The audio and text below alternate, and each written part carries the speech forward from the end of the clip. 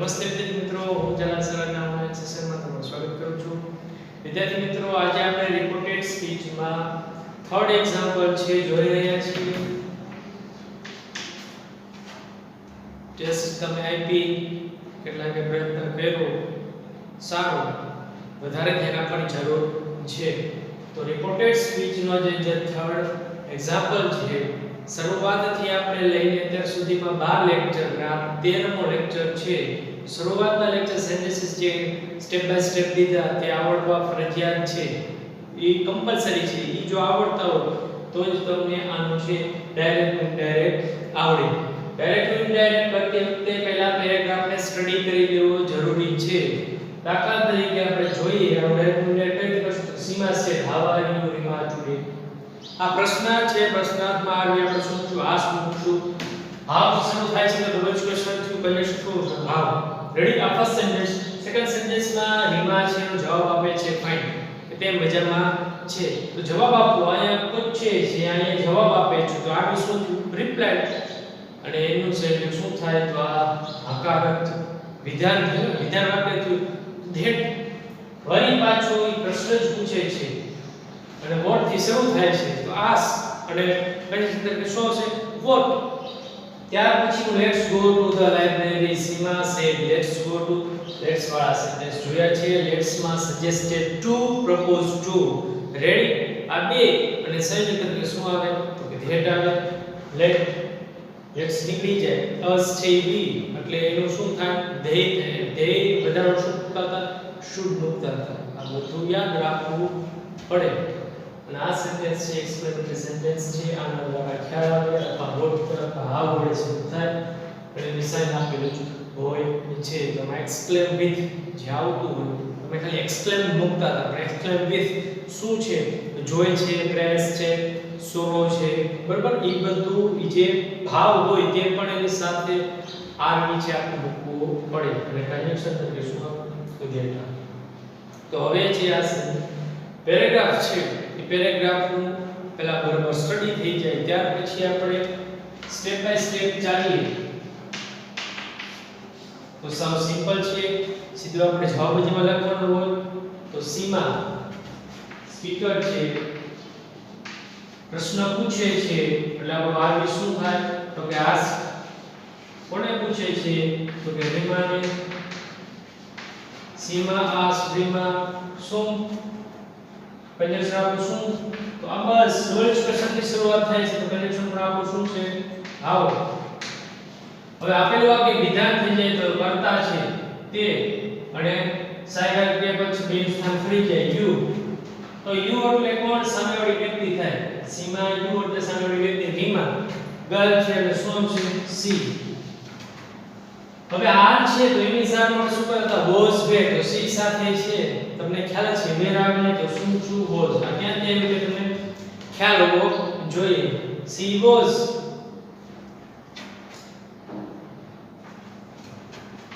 Today. ચલો today ને શું કરશું હાઉ સી વોઝ ટુડે ને શું થાય તે ડે. તો આપેલા સેન્ટેન્સ જે પ્રશ્નાર્થ છે એ પ્રશ્નાર્થ મટીને શું થઈ જાય તો કે વિધાન વાક્ય. સીમા આસ Reema how she was that day. તે દિવસે તે કેમ છે કેમ હતી તેવું પૂછે છે. તે જો કેમ એટલે તેણી કેવી હતી કેમ હતી તબિયત પૂછે છે તો એનો જવાબ છે રીમા છે વિધાનમાં આપે છે કે ફાઇન મજામાં હતી. ફાઇન સરસ હતી. અને કોણ આવશે સ્પીકર રીમા. રીમા છે એ પ્રશ્નનો જવાબ આપે છે એટલે આપણું આર નીચે શું થાય તો રિપ્લાય. બરોબર. આ વાક્ય રિપ્લાય. રિપ્લાય કોને આપે છે તો સાંભળનાર કોણ છે તો સાંભળનાર સીમા છે. સીમા સીમા આવે તો આપણે શું કરવાનું એની કર્મ વિભક્તિ ઉપર એટલે હર. તે થઈ ગયું. રિપોર્ટર આવી ગયો. સ્પીકર રિપોર્ટર આવી ગયો પછી એનું આરબી આવી ગયું પછી છે સાંભળનાર લિસનર આવી ગયો પછી સાયન્ટિફિક રીતે કન્જક્શન શું શું તો કે ધેટ. કારણ કે આખું વાક્ય વિધાન બને તો શું ફાઇન ફાઇન નું કરવું પણ શું કરવું she was fine she was fine. આખું વાક્ય આપણે કમ્પ્લીટ કરીએ છીએ કે તેની શું હતી તો કે સરસ સારી તબિયત તેની કેવી હતી તો સારી she was fine. આખું વાક્ય આપણે જો કહ્યું she was fine તે આખું વાક્ય આપણે કમ્પ્લીટ કરીએ છીએ. અહીંયા સેન્ટેન્સ પૂરું નથી થાતું ફાઇન છે ખાલી પૂરું નથી પણ આખું વાક્ય આપણે સેન્ટેન્સ કમ્પ્લીટ કર્યું. રીમાનો જવાબ છે આ થાય છે કે she was fine that day. Reema replied Seema નહીં પણ તેની કર્મ વ્યક્તિ her that she was fine that day. આ કમ્પ્લીટ નથી થાતું. પછીનું સેન્ટેન્સ તે એમાં બોલે છે પણ તે વિધાન વખતે તો એન એડેડ ધેટ મૂકે પણ એન એડેડ ધેટ નો આવે. પ્રશ્ન પૂછે છે એટલે આપણે આગે શું મૂકતા તો તમને ખ્યાલ જ છે આગે શું મૂકતા તો ask કંજક્શન આપણું શું અહીંયા થઈ જશે what. આપેલા વાક્યનું આપણે શું કરશું તો વિધાન વાક્ય બનશે તો આ બેયનો ક્રમ છે ફરી જશે બીજા આગળ જશે પાછળ આવી જાય તો v નું v નો મુકાય v એટલે હવે આ બેની વચ્ચેની વાતચીત ત્રીજો કહેતા એટલે કે તેઓની તો v નું શું થઈ જાય ધ્યેય. હવે આ સેલ છે એનું શુડ નો કરાય ધ્યેય સાથે શું આવે will આવે તો will નું શું થઈ જશે તો કે would. ધ્યેય would આ બંને રૂલો do. નાઉન નું શું થશે નાઉન શું થાય તો નાઉન નું ટેબલ તમને યાદ હોય તો નાઉન શું થાય ધ્યેય. આ વાક્ય વિધાન પ્રશ્નાર્થ મટી ગયા વાક્ય કેવું બને છે વિધાન બને છે. and ask કંજક્શન એટલે what v નું આપણે કહ્યું ધ્યેય એની સાથે will આવે will નું શું કહ્યું would do નામ શું કહ્યું ધ્યેય. ત્યાર પછીનું જે આ સેન્ટેન્સ છે થર્ડ સીમા શું કહે છે તો let's go to the library ચાલો લાઇબ્રેરી જઈએ એન્ડ બોરો સમ બુક્સ થોડી બુક છે લઈએ બોરો એટલે લેવું થાય તો અહીંયા છે લેટ્સ ગો. હવે લેટ્સ ગો એમાં આગળ બે જ આવતા હતા એક સજેસ્ટેડ ટુ પ્રપોઝ ટુ તો સજેસ્ટ કરે છે કે આપણે ચાલો લાઇબ્રેરી જઈએ તો સ્પેલિંગ પણ આવડવું જોઈએ તાકલ રાઈટ થઈ ગયું તો આ લેટ્સ ઉપરથી આપણે ખ્યાલ આવે કે આગળ આપણે શું છે સજેસ્ટેડ ટુ કોને સજેસ્ટ કરે છે સાંભળનાર કોણ છે તો કે રીમા નો મુકાય પણ કર્મ વિભક્તિ હર. સંયોજક તરીકે શું આવે તો સંયોજક તરીકે ધેટ. વિદ્યાર્થી મિત્રો આ સ્ટેપ બાય સ્ટેપ ચાલવાનું રિપોર્ટર આરબી લિસનર અને કંજક્શન. ત્યાર પછી લેટ્સ ગો માં લેટ અસ એટલે અસ એ બી ની કર્મ વિભક્તિ છે લેટ્સ નો આપણે શું કરતા હતા ધ્યેય કરતા. તો એ ધ્યેય વધારવા આપણે શું મૂકતા હતા એમાં સેન્ટેન્સ પહેલા ત્યારે તો શુડ મૂકતા હતા they should. I will be clear. Let's નીકળી જાય go to the library.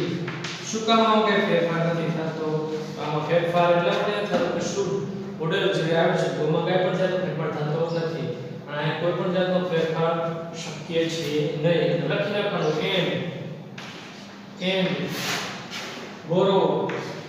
and borrow some books.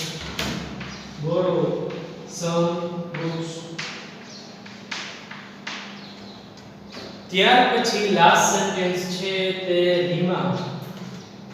તો શરૂઆત આપણે રિપોર્ટર થી કરી રીમા સેન્ટેન્સ એક્સક્લેમેટરી સેન્ટેન્સ એટલે આપણે એક્સક્લેમ વિથ એ આપણું આવી છે યાદ આવી જવું જોઈએ. એક્સક્લેમ સ્પેલિંગ પણ છે એ યાદ રહેવું જોઈએ. એક્સક્લેમ વિથ તમે જે એક્સરસાઇઝ કરી હતી આપણે પેપરમાં ટેસ્ટમાં એમાં પણ અને એક્સરસાઇઝ કરી એમાં એક્સપ્લેન ખાલી કરતા હતા. આપણે એક્સપ્લેન વિથ આપણું આવી છે આ રિપોર્ટર આવી ગયો રીમા એક્સપ્લેન વિથ અને શું છે વોટ ઓફ ફાઇન આઈડિયા એમ એટલે શું તો એને આમાં મજા આવે છે આનંદ આવે છે કે તારો આઈડિયા છે તારો વિચાર છે તે કેવો છે સારો છે એટલે તે રાજી થઈ જાય છે લાઇબ્રેરી જઈએ સીમા લાઇબ્રેરી જવા પછી તે રાજી થઈ જાય છે તેના આ idea what a fine idea છે એનું શું કરે છે તો આઈડિયા છે એની પ્રશંસા કરે છે શું કરે છે પ્રશંસા કરે છે તારો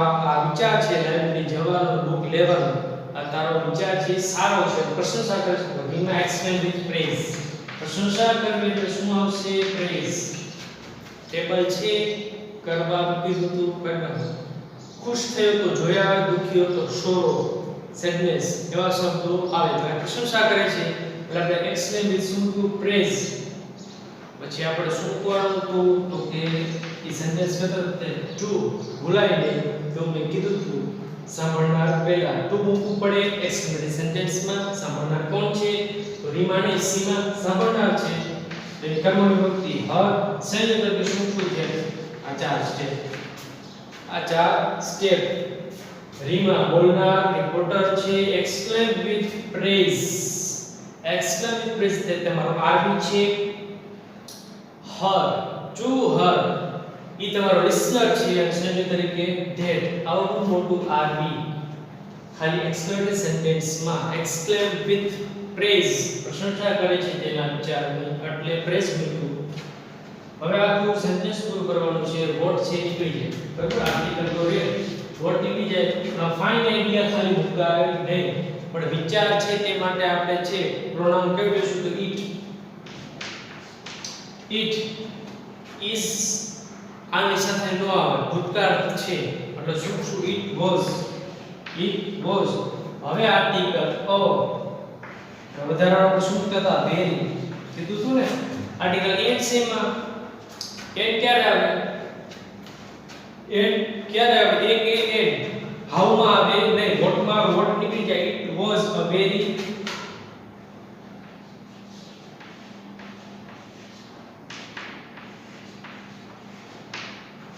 I have sentence it was very good idea. It was a very good idea. I have sentence છે સોરી ગુડ નથી પણ શું છે ફાઇન છે sorry for mistake it was very fine idea. I ક્યાંથી લીધું સેન્ટેન્સ પૂર્ણ કરવા માટે કે તે વિચાર સરસ હતો એ સેન્ટેન્સ પૂરું કરવા માટે તે એટલે જે આઈડિયા માટે આપણે છે પ્રોનાઉન શું લીધું ઇટ એ આપણે આપણી રીતે પૂર્ણ કરવું પડે અહીંયા છે આપણો આ એક્સરસાઇઝ પૂરી થાય છે આટલું તમે કરો પહેલા સ્ટડી કરી લ્યો આટલી રીતે કરો ત્યારે આના ટોટલ 4 માર્ક છે 4 માર્કમાં તમારું શરૂઆતના સેન્ટેન્સમાં જોનાર છે શરૂઆતના સેન્ટેન્સમાં જોવે કે રિપોર્ટર બરાબર મૂક્યો છે એને આરબી બરાબર મૂક્યું છે એને લિસનર બરાબર મૂક્યો છે અને એને કન્જેક્શન મૂક્યું છે પછીના સેન્ટેન્સમાં ઇડિયમ જોવે કે એને કાર્ડ અને જે જરૂરી ફેરફાર થાય છે જેટલે તેવા કરેલા છે આ બધું જુએ શરૂઆતમાં વિદ્યાર્થી મિત્રો સાચું ત્યારે તમે હાવ ન આવડતું શરૂઆતમાં સાચું લખાય એટલે માર્ક મળવાની શક્યતાઓ રહે બરોબર 4 માંથી 4 કોને આવે તો જેને સંપૂર્ણ ગ્રામર આવડતું હોય તો રિપોર્ટેડ સ્પીચમાં 4 માંથી 4 માર્ક આવે વધારે વાત ન કરતા આજના લેક્ચરમાં આટલું જ હવે હું તમને એક એક્સરસાઇઝ આપું છું જે તમારે મને WhatsApp કરવાની રહેશે વ્યવસ્થિત WhatsApp કરી લેવાનું વ્યવસ્થિત તૈયારી તમારી કરીને મને WhatsApp કરવાની રહેશે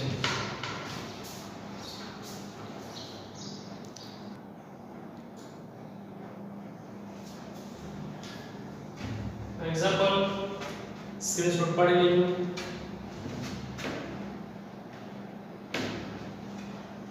ને હવે રિપોર્ટેડ સ્પીચ અહીંયા ઓવર એટલે પૂર્ણ કરું છું રિપોર્ટેડ સ્પીચ અહીંયા પૂર્ણ હવે આપણે રાઇટિંગ સેક્શનમાં જે નેક્સ્ટ લેક્ચર આવશે એ રાઇટિંગ સેક્શનના અને સેક્શન ઈ વિભાગના હશે તો ગ્રામર મોસ્ટલી જોઈએ તો આપણું મોસ્ટલી ગ્રામર છે કમ્પ્લીટ છે અને હવે તમારી મહેનત એક્ઝામ છે એ લેવાની છે ફાઇનલ છે તમે તૈયારી નહીં કરો તો તમને જ ખોટ છે અત્યારે જે ફેલ થયા એ બધી પરીક્ષા હમણાં જ આપી એને પૂછજો પછી કેવું થાય બરોબર. તો ખોટી વાડીમાં ન રહેતા મહેનત કરજો. કોકનું લખીને મને વોટ્સઅપ કરવું નહીં, તમે જાતે જો સમજાય તો મને પૂછજો બરોબર. એવું કંઈ પણ થાય મને પૂછવું, ન સમજાય તો પૂછાય, શરમમાં ન રહેતા. અને જે અહીંયા આપણે રિપોર્ટેડ સ્પીચ આ છેલ્લું એક્ઝામ્પલ છે. અને વિદ્યાર્થી મિત્રો રિપોર્ટેડ સ્પીચ છે, યુએસ ડાયરેક્ટેડ છે, જે ફંક્શન છે, આ જેટલું આપણે ભણી ગયા તે બધાના એક્ઝામ્પલ છે એ કરવા. દાખલા તરીકે આપણી ટેસ્ટ આવતી હોય તો તે પહેલાં વિષયની ટેસ્ટ આવે તે પહેલાં તમારી તૈયારી શું? ગ્રામર જ ખાલી ચાલ્યું છે, એસે છે, એસે રીડ કરવાના જે કરંટ આવે તે એસે તેઓ જ વિગતો કરંટ હાલની સમસ્યા અથવા જનરલી આવે તો બુક વિશે પૂછવું. રેડી? તો એસે તો એ તો તમારે તમારી રીતે જ તૈયાર કરવાનું, વાંચવાનું રેડી તમારી રીતે કરવાનું. એમાં મારી હેલ્પ હું શું બધું કરી શકું તો તમને ખાલી પોઈન્ટ હું સમજાવી શકું, બાકી તો તમારે તમારી રીતે હંચક હોય અને તમારે અન્ડરસ્ટેન્ડિંગ હોય તો જ આવો. પણ આ ગ્રામરના સેશનમાં તમારે ટેસ્ટ આવે તે પહેલાં શું કરવાનું હોય તો બધું ભણી ગયા હોય, રિવિઝન કરીને પછી એની એક્સરસાઇઝ લેવાની. 1 કરાય 2 3 4 વ્યવસ્થિત થવા માંડે. ફરી પાછું યુઝ ડાયરેક્ટ કરે એ વ્યવસ્થિત પહેલેથી જોઈને પછી એક્સરસાઇઝ કરવા લાગે. એક્સરસાઇઝ બીજી બધી કરાય વ્યવસ્થિત. એકને દાખલા તરીકે આપણે એમાં આ સ્ટીકર રિપોર્ટર નહોતા બોલવામાં તકલીફ પડતા એવા પૂછાય તો એક એક્ઝામ્પલ એક એક્ઝામ્પલ કરે ઈઝી છે સાવ. આ એક્ઝામ્પલ ઈઝી છે તો આવું કરી લો. ઈઝી પૂછે તો ઈઝી નો રહે, અઘરું પૂછે તો એક અઘરું છે 12 લેક્ચરનું મેં તમને કરાવ્યું તો ઈ નો રહી જાય. તો તે રીતે તમારે એક્સરસાઇઝ કરવી પડે. જો જેમ ગ્રામરમાં એવું જ છે, ગ્રામરમાં જેમ જેમ તમે જાજી એક્સરસાઇઝ કરશો તેમ તમારી માટે સહેલું રહેશે. મૂકી દેશો તો લોસ જશે. અને કોમર્સના વિદ્યાર્થી છો તો મારે તો તમને શું કહેવું, ટકાવારી ઇંગ્લિશના લીધે તમારી ઘટશે. ગ્રામરમાં જો સારા માર્ક આવતા હોય બાકી બીજું બધું તો એમાં આપેલું છે જ લખવાનું છે. પેરેગ્રાફ ક્વેશ્ચન એમાંથી શોધીને લખવાના છે બરોબર. એક એસે ને ઈમેલ આપણે રીતે લખવાનું, બાકી બધું જોઈને એમાંથી લખવાનું. કોઈ એમાં આપેલું સ્ટાન્ડર્ડ તે જોઈને જે પ્રશ્ન જવાબ લખવાનો, ગમે અનસીન પેરેગ્રાફ આપણે અને જે પ્રશ્નના જવાબ લખવાનામાંથી શોધી. તો ગ્રામર છે થોડીક મહેનત કરો, માર્ક્સ સારા આવે અને ટકાવારી છે એ મેન્ટેન રહે. એટલે ઇંગ્લિશના લીધે તમારી ટકાવારી છે એ ખૂબ જ લો જશે. અને ઇંગ્લિશમાં સારા માર્ક લેવા માટે ગ્રામર તમને આવડવું ખૂબ જરૂરી છે. ન સમજાય તો મને પૂછજો. વધારે લેક્ચરમાં કે એવું કાંઈ છે નહીં. બાકી તમારે કરવું જેવી તમારી મહેનત એવું તમને ફળ મળે. Thank you.